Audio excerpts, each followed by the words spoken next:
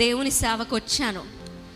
నేను కారుణ్యాలు చదువుకుని 5 సంవత్సరాలు చదువు పూర్తి చేసుకుని రాజమండ్రి వచ్చే టైంకి ఇక్కడ అన్ని పనులు చేయడానికి అందరూ ఉన్నారు. పాటలు పాడే వాళ్ళు ఉన్నారు, వర్షిప్ చేసే వాళ్ళు ఉన్నారు, వాక్యం చెప్పే వాళ్ళు ఉన్నారు, అన్ని పనులు చేసే వాళ్ళు ఉన్నారు. నాకు ఏ పని లేదు. మధ్యలో వచ్చి దూరుతానంటే ఊరుకుంటారా? నాకు ఇచ్చేయండి అంటే ఇప్పటి వరకు చేసిన వాళ్ళు మీకు ఎలాగ అనిపిస్తున్నారని అడుగుతారు కదా. వచ్చిన తర్వాత కారుణ్య నుండి వచ్చాను, జాబ్ వదిలేసి వచ్చాను. సేవకి సమర్పించుకున్న తర్వాత ఖాళీగా ఉండేదాన్ని.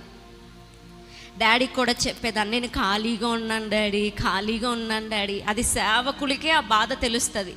అన్నిటినీ వదిలేసి ఖాళీగా కూర్చుంటారు కదా ఇంటిలో, అప్పుడు హృదయం దెప్పి పొడుస్తుంది. ఏమనంటే సేవకు వచ్చి నువ్వు ఖాళీగా కూర్చున్నావు, ఖాళీగా కూర్చున్నావు, ఖాళీగా కూర్చున్నావు.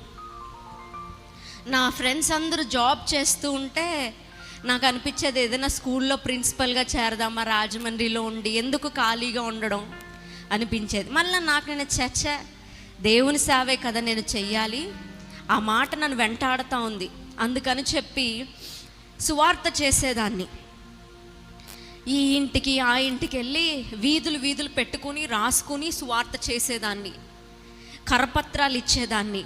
నేను రాసిన కరపత్రాలు చాలామంది సేవకులు వాళ్ళ చర్చెస్లో వాడుతున్నారు. కరపత్రాలు రాసి పంచి పెట్టేదాన్ని.